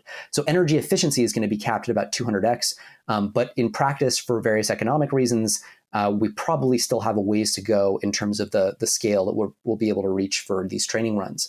And so this really does us till pretty much the end of the decade, by which time you can expect other technologies to take over from CMOS. So this probably won't be a long-term rate limiter. And I think that's an interesting thing for people to note, from the standpoint of compute being a bottleneck to AGI. It seems like plausibly we have a clean shot at continuing this particular gravy train that we're on right now. Yeah, at least until we get to AGI, right? At least until we get to AGI. And moving on to policy and safety, with the first story again going to OpenAI, with OpenAI announces preparedness framework to track and mitigate AI risks. So OpenAI actually has a couple models working on safety. The super alignment team is focused on super intelligent models, as we covered in the previous section. They also have a preparedness teams, which is covering frontier models, which is essentially the most powerful models we have today and that are emerging currently. And so this particular team had announced this development of kind of the beta version of their approach to preparedness and safety with regards to things like GPT-4 and, the stuff that comes right after GPT-4 is this preparedness framework. And essentially, their approach is based on kind of a scorecard where they are concerned with particular themes of cybersecurity, persuasion, model autonomy, things like that. And they plan to basically score models as they get trained on these particular topics and see how safe is it with regards to cybersecurity, with regards to being able to do things on its own, things like that. And it's kind of still early on. This is so-called beta. And they, in addition to announcing on their site, they released a kind of pretty detailed little white paper, 20 odd pages roughly, of specifics as to what they'll measure and how they'll evaluate the kind of, I guess, risk with regards to each one of these categories of cybersecurity, persuasion, model autonomy, and even unknown unknowns. Yeah, I think this is actually a really interesting document. It is probably best compared to Anthropic's responsible scaling policies document, right, where they outlined, at what point do we, for example, just stop scaling our AI systems because the risks are just too high? At what point do we stop deploying our AI systems? So, there's a question of, do we keep training? There's a risk level where even training models at that level of capability is dangerous. So what is that? What's the risk level at which you will just not deploy? So that's the next level. Then the next level after that is okay, what's the highest risk level you're willing to actually deploy and kind of submit for average users to interact with? And that's really what they're figuring out here.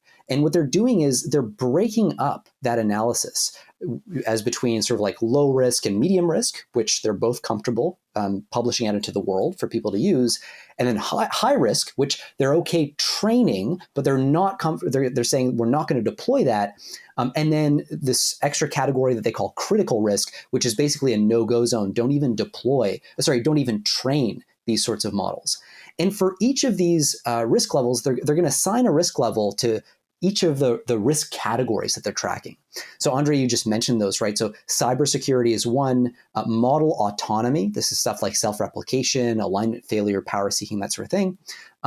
So CBRN, which by the way, usually this is pronounced CBRN, it stands for Chem Bio Rad Nuke. This is the standard weapons of mass destruction portfolio that national security agencies tend to worry a lot about. They're running tests on that. And then also persuasion, which I think is really interesting. When I talk to folks in the AI safety community, there's a big question about whether persuasion is actually the right thing to be looking at, because in principle, we actually do want our models to be persuasive, right? We want them to convince us of truths that are true. So people often argue that this should be deception. But in any case, OpenAI seems to have gone with persuasion. this is a living document, so that may actually change over time for that or other reasons. But it's really interesting that they've chosen to kind of split the risk up into those categories and separately score each category as either low, medium, high, or critical risk, indicating whether, again, they're willing to train, deploy, or not those models. The reasoning for splitting things up that way is basically that sometimes you need to evaluate along those independent axes, because a model might be really dangerous along one but look safe along the others. And if you just kind of aggregate those together, you'll be letting a dangerous system out into the wild. There are a bunch of other interesting reasons too. But just to give you a quick bit of a flavor here for what they're looking at, when they look at CBRN, so again, chem, bio, rad, nuke risk, they're thinking of high risk. In other words, a risk that's high enough that they will not deploy this, but they will train it. These are models that enable an expert to develop a novel threat vector. Keep in mind, that literally means a novel threat vector analogous to chemical, bio, radiological, or nuclear weapons. That is a high, high level of risk. Or the model provides meaningfully improved assistance that enables anyone with basic training to be able to create a CBRN threat. So that they're comfortable training that and having it sit on their servers. That, to me, that implies like they better be really confident in their cybersecurity, because nation state actors will be trying to acquire those sorts of technologies as a priority. So, the bar has got to be super high. Then in critical, they say models that enable an expert to develop a novel threat vector, or models that provide meaningfully improved assistance that enable anyone with basic training to be able to create a CBRN threat. So basically, it's just unacceptable to even train if it's way too easy to invent a new threat vector. They also have this, I like this, they have this category they flag as unknown unknowns. So outside the CBRN, cyber, blah, blah, blah, they're also just like new capabilities that we can't predict.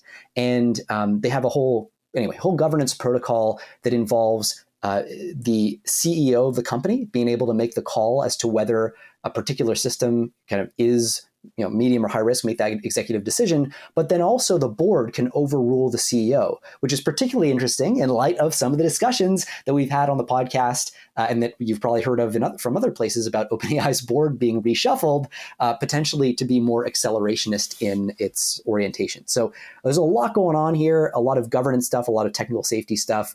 I think it's great that they're being transparent about this.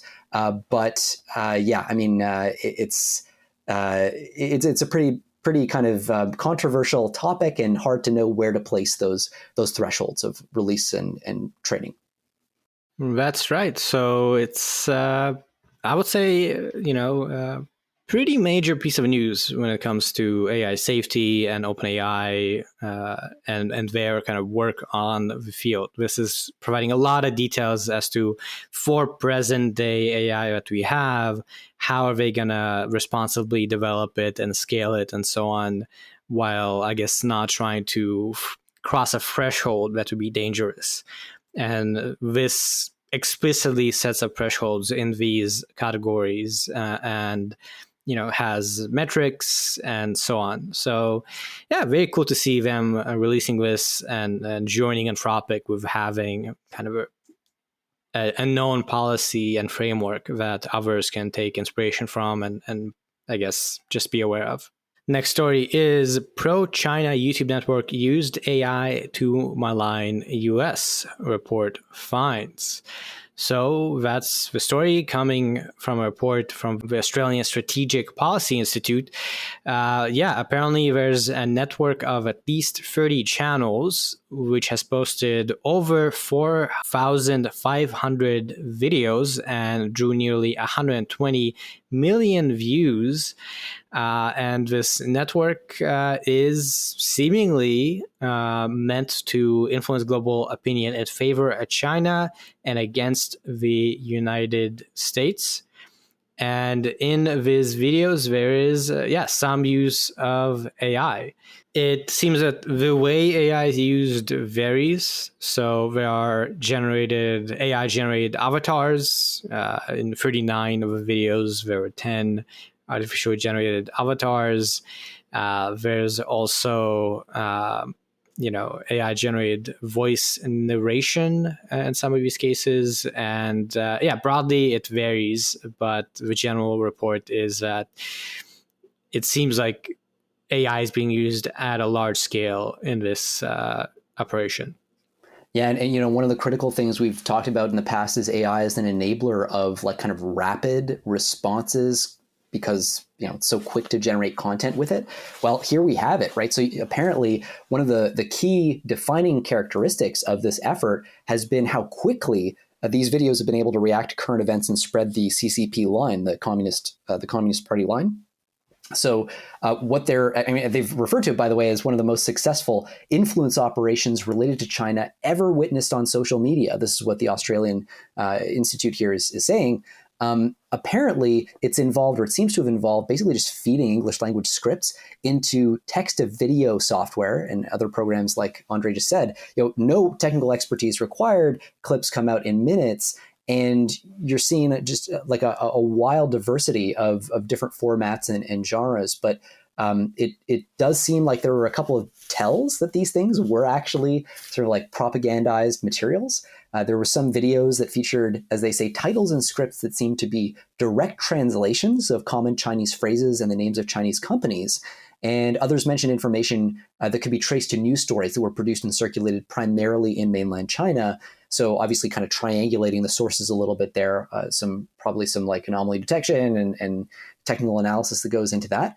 But this, of course, isn't the first time that we've seen stuff like this. And there seems to have been an uptick in the lead up to the 2024 presidential election. Meta said last month that they got rid of like almost 5,000 accounts that were Chinese and that were impersonating Americans to debate political issues.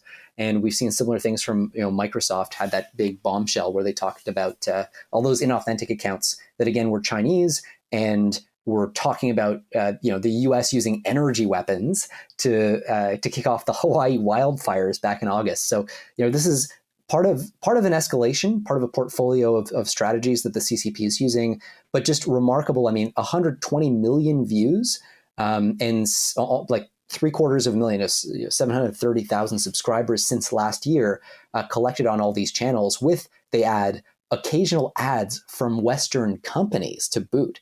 So really kind of remarkable. Last thing I'll mention, when you talk about the Russian interference operation for the 2016 presidential election that was, talked about an awful lot, there, the main vector was Facebook, and about 126 million people were reached through that campaign. Well, here, we're not even near the election. We got a year to go, and we're seeing 120 million views on YouTube alone just from this one effort in a context where we know there are tons of others. So, if you thought 2016 was a big deal, if you thought 2020 was a big deal, it seems like we're in for a world of hurt here coming up to 2024. That's right. It does not seem that this is using sort of advanced AI, so to speak. So the AI generated narration isn't of the sort in general that is sort of like realistic to a point that you would confuse it with a human. In general, it still seems to be using, let's say, cruder techniques rather than the most state-of-the-art possibilities for deepfakes and propaganda. But, the sheer scale of this is pretty shocking, I suppose. Moving on to the lightning round, the first story is AI is a danger to the financial system. Regulators warn for the first time. The regulators in question is the Financial Stability Oversight Council, which is a team of federal regulators in the US, and they have formally classified AI as an emerging vulnerability due to its potential to introduce risks such as cybersecurity, compliance, and privacy. So I don't know if there's too much to draw here. It's kind of a broad classification. Yeah, I think this is just about providing kind of a broad level flag for the space generally. Because they do cite it like a million different things, all the things you'd expect. There's a risk for, biased or inaccurate results that could affect people when they're going to take out a loan. There's systemic risk from having many of these systems interacting together, and so on and so forth. The FSOC, which is the Financial Stability Oversight Council, was created in the aftermath of 2008, and it's really meant to deal with these sorts of systemic risks and that's why stability is part of their name. But yeah, I mean, I think at the end of the day, this is to provide air cover for further initiatives. Part of the momentum that arguably started in the U.S. with a lot of the White House's executive order work, and we're seeing it now reflected in in the Treasury and elsewhere. So we'll see what comes of this, but at least this is kind of a public acknowledgement that big picture systemic risks are here. Next story is Anonymous Sudan hacking group sets sights on ChatGPT. So Anonymous Sudan is the actual name of this politically motivated hacking group, and they have claimed responsibility of a few ChatGPT outages, basically due to the DOS attacks.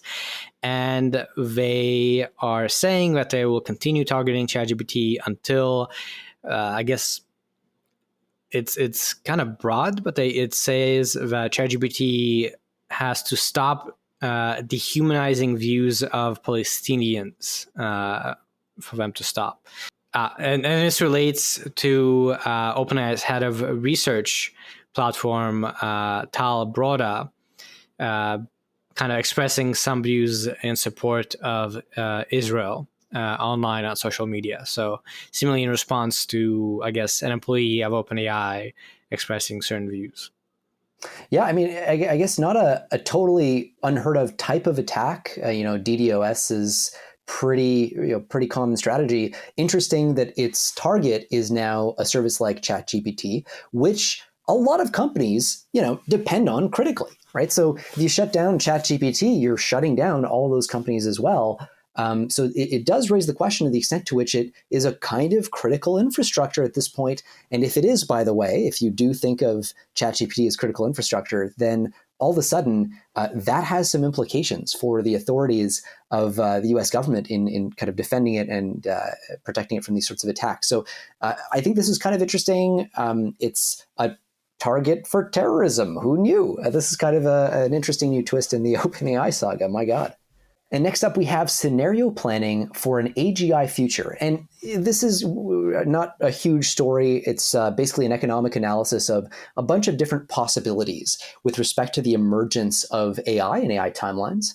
One is like, AI is not going to, or AGI rather, is not going to completely get rid of the need for human labor. Historically, every time we've automated one chunk of human labor, human intelligence has been relegated to like a different niche to work on the sort of harder problems that are then created, the more intellectual ones. So there's a scenario that says, well, maybe that'll just keep going and we'll get business as usual. Then there are more transformative views. If we have AGI in 20 years and it ends up kind of automating everything that humans can do, what happens to the labor market? What happens to the bargaining power of labor? The labor capital balance and all that stuff. And then kind of the same question, but what if this happens in 5 years? And they've kind of charted out what they expect to have happen from a macroeconomic standpoint, which is kind of cool. I think the most noteworthy reason that this is actually worth talking about, similar analyses have been done in the past, is that this was actually published on the website of the IMF, the International Monetary Fund. So like very, very kind of, I don't know how to describe it, but like an austere organization that may not normally be associated with like dramatic statements about AGI. We've seen this space get normalized to the point where they're now openly having conversations about like, what if we have AGI in 5 years? So I thought that was kind of interesting. There wasn't a conversation about what if it's 2 years or less, by the way, which I thought actually was kind of an interesting oversight because there are some people who think that may be the case.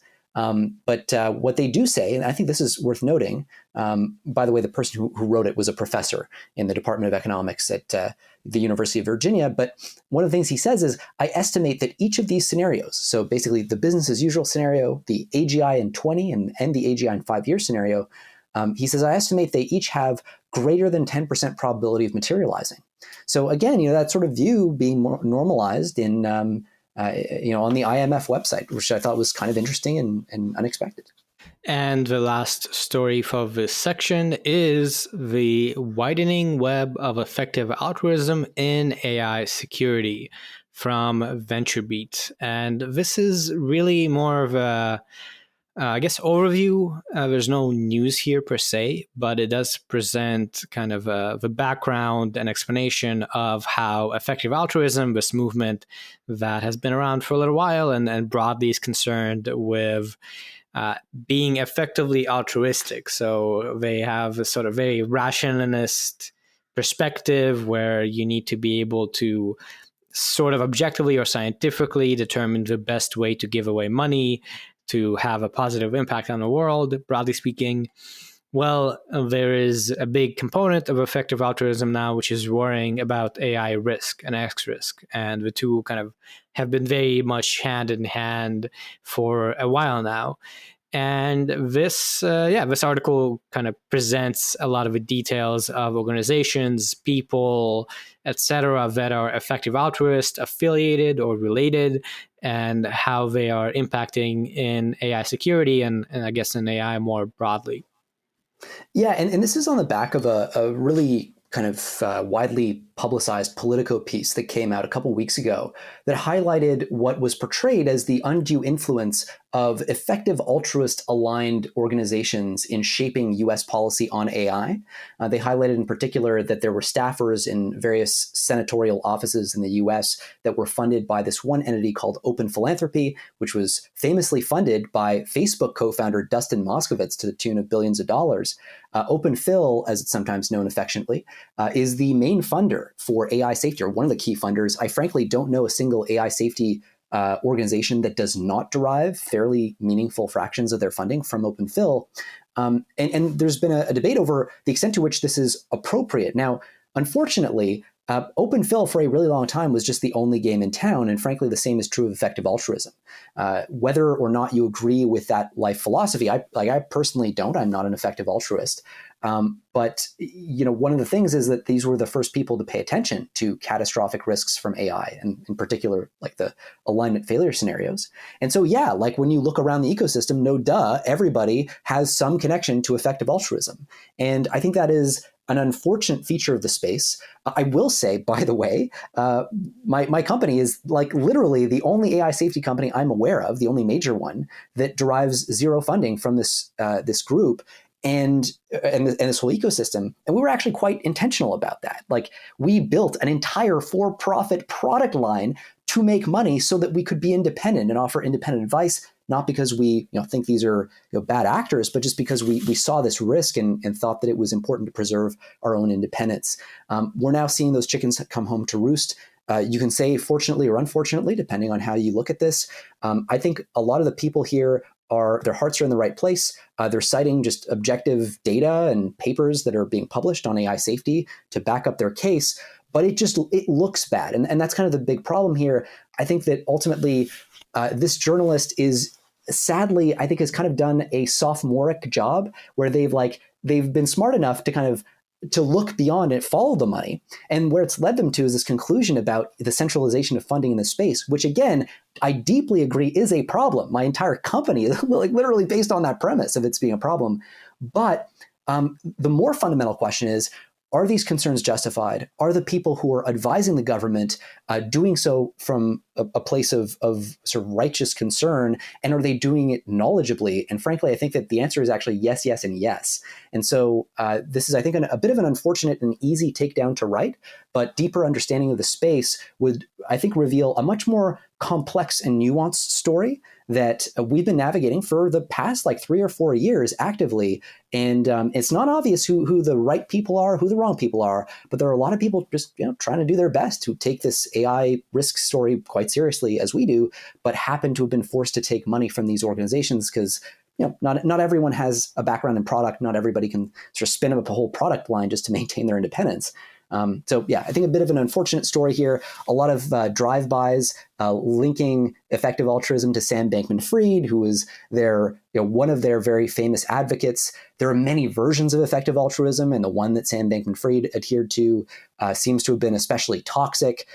Again, I have deep disagreements with the effective altruist movement philosophically, but I don't think it's fair to say SBF's personal belief set it maps on directly to all of effective altruism, I think that's a little bit reductive and somewhat oversimplified. Yeah, I think if you've been living in Silicon Valley, then you're probably aware of effective altruism as I am. And it's, as you said, I think it's a fair characterization that effective altruists, just because of being nerdy tech people, in large part, we're thinking about AI and we're worrying about AI safety well ahead of, let's say, it becoming mainstream and popular and big. And so there is kind of a historical side of why this is. And this characterization of the widening web of effective altruism in AI security is kind of weird, because effective altruism is like a very broad mindset. And to be fair, like there is a community around it. There are people that know people. So it is a real thing that is worth being aware of to some extent. But at the same time, it shouldn't be thought of as some sort of organization in itself. It's just kind of a general way of thinking that many have been influenced by. And it's, I don't know, but it's something interesting to know, but also let's not think of effective altruism as some sort of like cult that's shadowly controlling the scene or something, right? The evil cabal. And on to our last section, synthetic media and art, with just a couple stories. The first one is from 404 Media, and it is titled, Facebook is being overrun with stolen AI-generated images that people think are real. So 404 Media has been doing a lot of good kind of investigative journalism. We've covered a few of their stories, and this is another example where they show that, AI-generated images are big on Facebook, and they are using basically as engagement bait. So, they are posts on pages like Dogs for Life showing dogs. And people are generating, these cute dogs, I guess, to make money. And so there's apparently a lot of these images. It's flooding Facebook, and it's kind of a concern because, this is likely to happen all over at any platform where you can game people and kind of create AI modified or AI generated images to create content for yourself.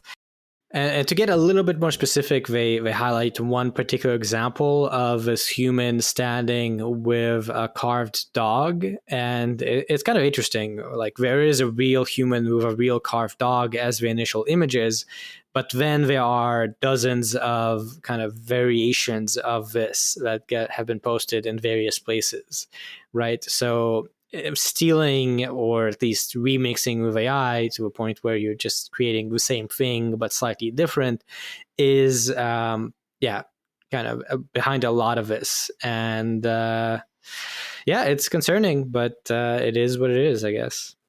I think one of the things this really does, it reminds us of how much this is entering the domain of like A/B testing and rapid optimization of like for virality. We saw this in the early days of like digital media, where people would optimize and A/B test headlines. So like, The Verge or whoever existed would have like, headline 1, headline 2, take them head to head, see which one wins, and then rapidly say, okay, let's keep the winning one, let's add a new headline and keep going. And that's how you got to a lot of the early virality stuff. So I think this is just that on steroids, but for general purpose content. And it'll be kind of cool to see where that goes, and a little scary. Yeah. And this article also highlights this new group. There's a group on Facebook called Isn't That AI, which has over 2,700 members and is kind of committed to detecting essentially AI and tracing back to the real kind of creators of the content originally, and spreading awareness of this issue. So pretty in-depth article with some examples and details, and seemingly a pretty real trend that is on Facebook and likely going to be on other internet platforms, if not already, then soon. And finally, Pakistan's former prime minister is using an AI voice clone to campaign from prison. So former Pakistan PM Imran Khan is in jail right now. And essentially he's campaigning. So his political party is the PTI. I'm not even going to try to pronounce that. It's the Pakistan TI. So there's a 4-minute video that surfaced that featured his voice, and it was released during a virtual rally as well, with a caption stating that it was based on Khan's notes.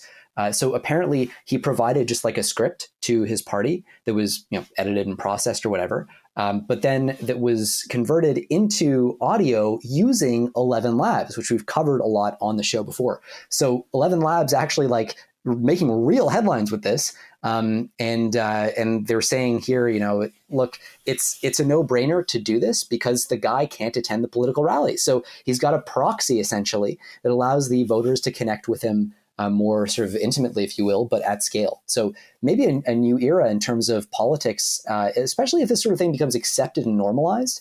Because maybe you don't have to be at all the campaign rallies. Maybe you can hold rallies in like all of the cities at the same time if there's a video generated avatar, which doesn't sound like a Black Mirror episode at all. Yeah, we've seen examples before of campaigners adapting their message to different dialects in India, for example. So there's some precedent for this. We've seen examples in Korea of political ads being AI generated when two different campaign candidates actually both started leveraging AI to put out very localized ads, very micro-targeted ads.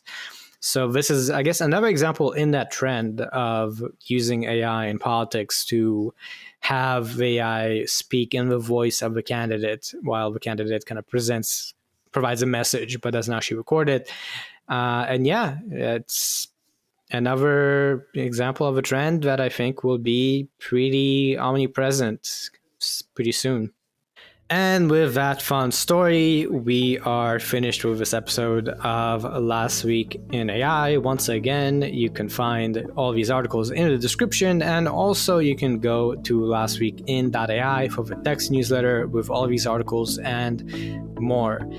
Please do share this with your friends if you think they would also enjoy this content, and we do appreciate nice reviews that make us feel nice if you post them on Apple Podcasts or Spotify or elsewhere. As I said, you can contact us by emailing contact@lastweekin.ai with any thoughts or suggestions, but more than anything, we would appreciate if people keep listening, so keep tuning in.